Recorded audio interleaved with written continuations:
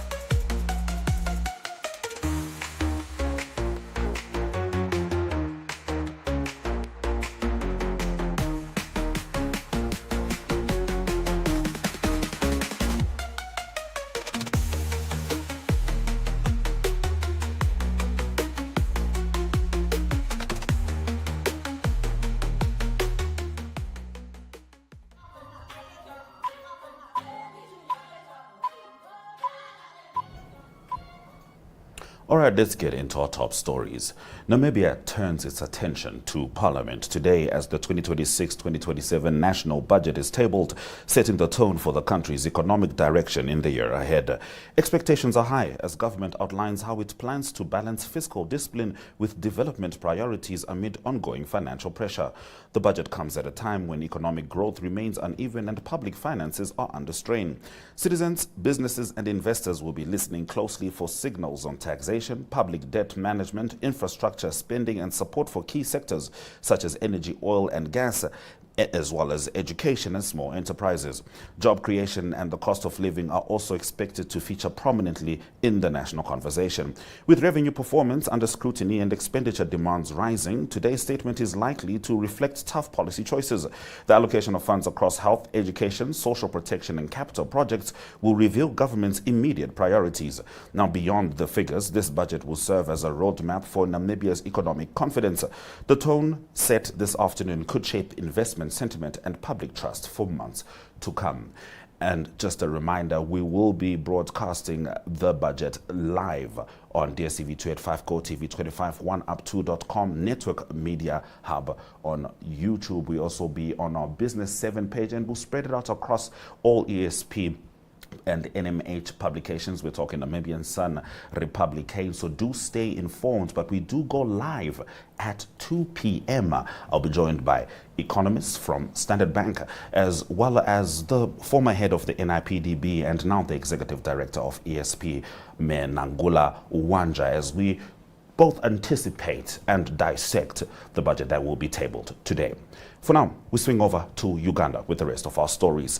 Supporters and close associates of Ugandan opposition figure Kizza Besigye say they are increasingly worried about his health as he remains in detention. Besigye has been behind bars for more than a year, and his wife, Winnie Bayanima, says his physical condition is worsening. She stated slowly his health is deteriorating, and General Muhoozi, the son of the President Museveni, keeps threatening and saying he is a dead man walking. I will kill him. So their intentions are clear, she says, to kill him. Keeping him in prison, denying him bail is part of that intention to kill him, she says. In November 2024, Besigye was abducted by armed men in Nairobi and later appeared before a military court. His lawyer, Martha Karua, representing Besigye and Obeid Lutale, said delays are due to the prosecution and expressed concern about his frail condition and frequent illness. Besigye has repeatedly been denied bail. Now, Senegal's Prime Minister Ousmane Sonko has introduced a legislation that would increase penalties for same-sex relations, making them punishable by up to 10 years in prison. The proposal, approved by Cabinet and sent to Parliament, follows arrests over alleged same-sex relationships already illegal under Senegal law.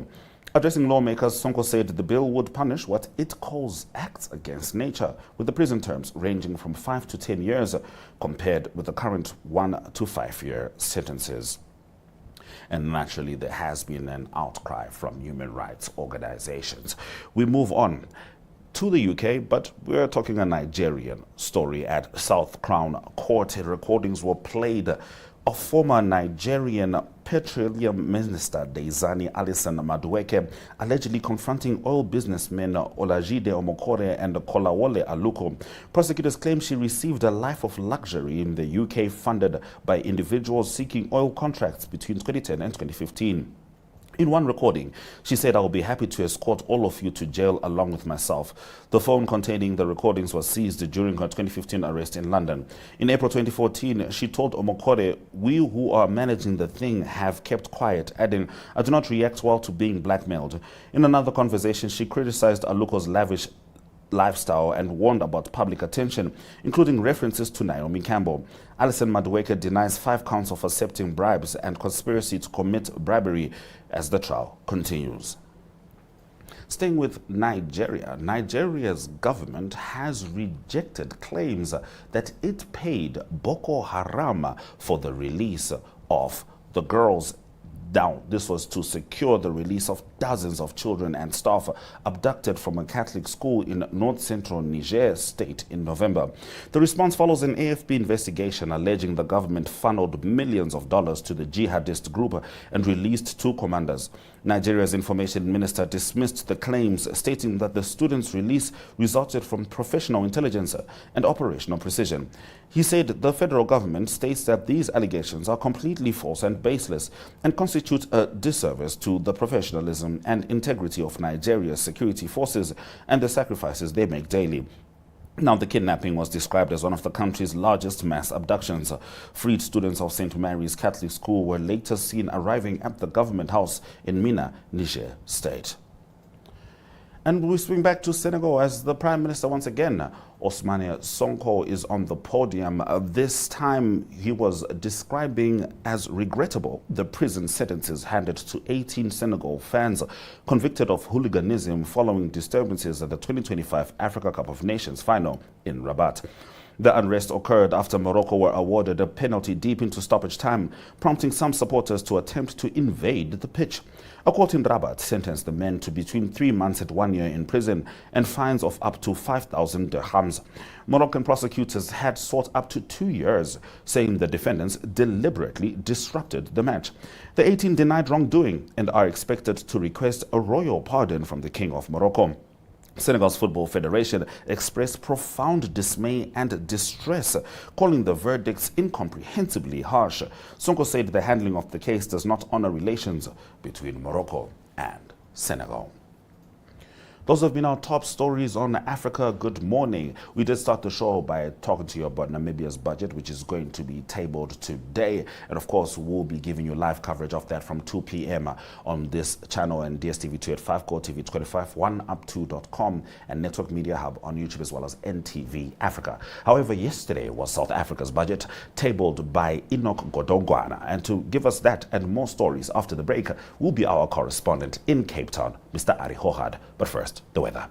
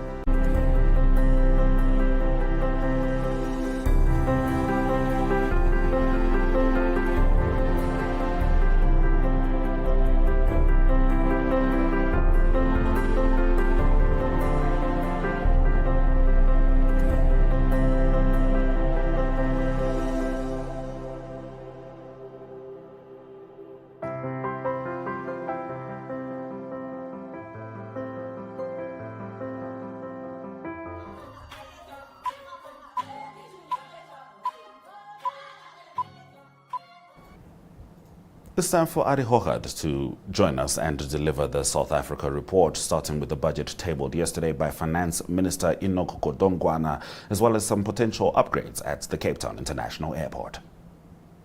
In current news in South Africa, the big news was Minister of Finance Enoch Godongwana that he announced his budget speech. So it was all about finances, and the Minister of Finance normally follows the President's speech, the State of the Nation speech. So it's an outline for government policy priorities and also the program of action for the year presented by Minister of Finance. So Minister of Finance, he presented the appropriation bill also in his speech, and also the 2026 division of revenue bill. Now these bills will be in the months to come discussed in Parliament, and it will be determined how the process of implementation be for the months to follow. So it was an important speech. Just some of the points from the speech, the Minister said that it's not needed to raise extra 20 billion in taxes via personal tax increases. So he said the fiscal discipline will be better, and there is a better discipline in that for South Africa at the moment. And also there's a few increases. For instance, the levy on petrol that is went up by 9 cents a litre, diesel 8 cents a litre also, and also a few sin taxes that increased, like for cigarettes and for alcohol. But the biggest challenge for South Africa is the debt. So South Africa's debt at the moment stands at 78% of the GDP. So that's very high. South Africa's total debt at the moment is 6.09 trillion South African rand. So it is a massive amount. And also the personal household debt in South Africa also is very high, 2.5 trillion South African rand. It is estimated that about 12 million South Africans is over indebted. So that's not good news for South Africa. But the Minister said that he hopes to get that percentage of 78% down. It might raise up to close to 79% in the year, he said, but hopefully next year it will get closer to 76 and 77%. So that is all news from the Minister of Finance that made sure that the budget is pronounced or made clear to the South African public. Also linked to the South African economy is Eskom. That is one of the state entities, and that's in the news. And it is in the news that there might be a breach of a contract on the cards for Eskom, and that is with the World Bank. That's not good news. The background to this is that it is all the prevention of pollution. So that is part of all the coal-driven power stations South Africa have.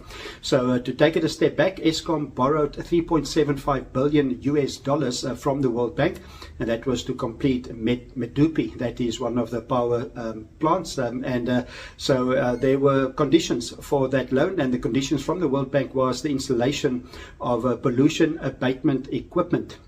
So Eskom needed to address that by 2021 already, but it was agreed on a new date for 2027. But now Eskom say this is going to be too expensive. They say this is going to cost Eskom 353 billion South African rand to put in the pollution abatement equipment. And they had another proposal to the World Bank, and the World Bank did not reply on that yet. It's about clean cooking. So clean cooking, that is what Eskom say. They will rather invest 51 billion South African rand for new cooking equipment. So at the moment in South Africa, cooking is mostly done via open fire, also coal, and also via paraffin. So that is also adding to the pollution. So they say that they have some ideas for like solar cooking as well. That is one of the examples. So they want to replace that. So World Bank might not be happy, or there's indication they're not happy about this. And South Africa, unfortunately, is the world's biggest emitter of toxin sulfur dioxide. So it's not good news for Eskom. They need to address that. Closing off the current news in South Africa has got to do with the Cape Town International Airport. There was a closure for a day because of a fire at the airport, and the closure was mainly international departures and arrivals.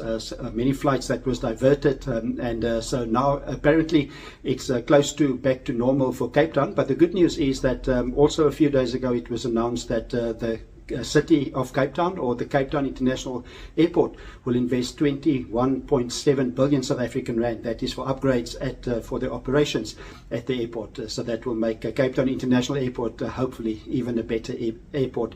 It's been awarded as one of the best airports, the best airport in South Africa, or in Africa, in 2021 rather. So hopefully all those investment will make a big difference for flights coming in and out of Cape Town. So that is current news in South Africa. All right, Arrie, from the Soweto Derby to the T20 clash between the Proteas and West Indies, and of course the United Rugby Championships, we're in for a lot of sport coming up.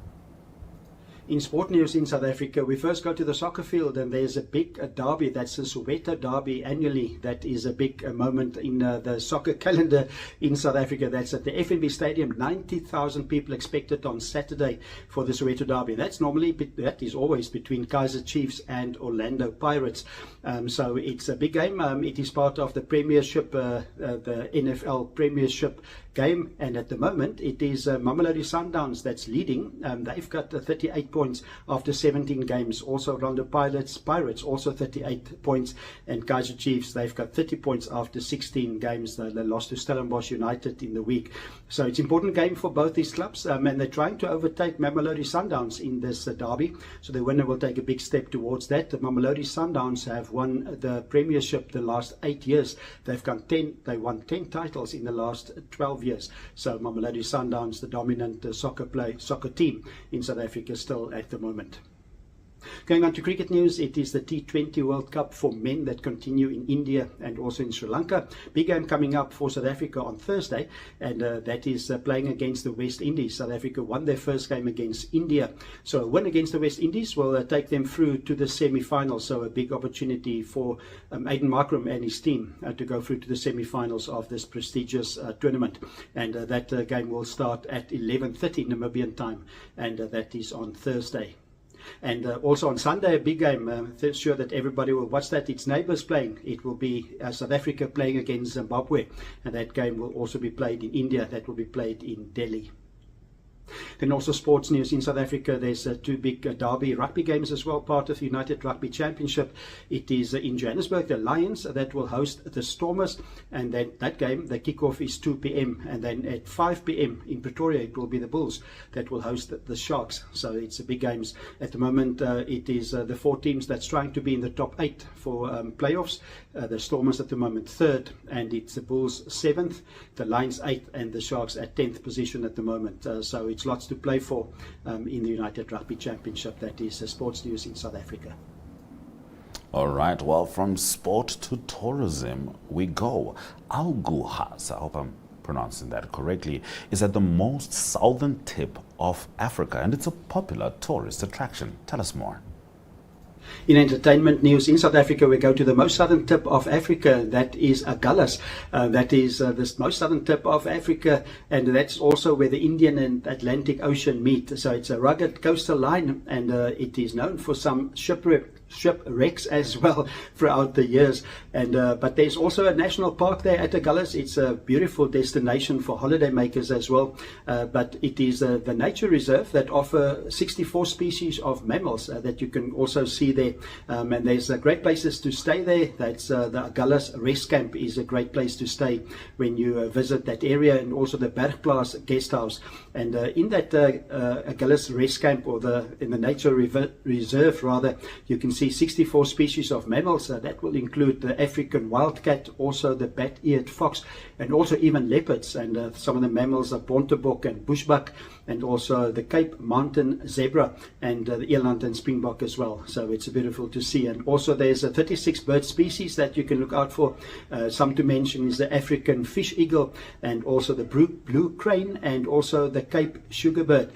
So that is all to visit in the Agulhas area. So it's a brilliant holiday destination. It borders with Struisbaai. It's got a 14-kilometer beach that is very popular in December times. So almost 40,000 people that will ascend onto that coastal area in December time, and also known for their lighthouse at Agulhas. The lighthouse is 171 years old, and that lighthouse goes back all the way to 1849, and it is quite visible, and it's important on the southern tip of Africa because it is visible all of 56 kilometers off the coastline, and it is the third lighthouse that was ever built in South Africa. The second oldest is still used at the moment, so that is at Agulhas. So for visitors, for tourists going down right to the southern tip of Africa, go to Agulhas and Struisbaai, a really unique place to visit. All right, thank you very much, Arrie. We truly appreciate that comprehensive South Africa report. We're going to dive straight into our economic news story with regards to the economic news segment. We've had several throughout the show, but this time we're focusing on Ghana, which is on the brink of reaching the final stages of a major trade agreement with China that officials say could expand export opportunities and support industrial growth.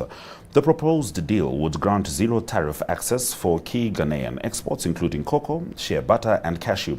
Trade, Agribusiness and Industry Minister Elizabeth Ofosu-Adjare said the arrangement could help reduce Ghana's trade deficit and stimulate employment across agriculture, manufacturing, and textiles. Speaking at a sword-cutting ceremony for a float glass manufacturing facility in Accra, she emphasized the strategic value of the partnership. Our two countries will be able to refine oil, textiles, and garments and agriculture into one of the world's largest economies.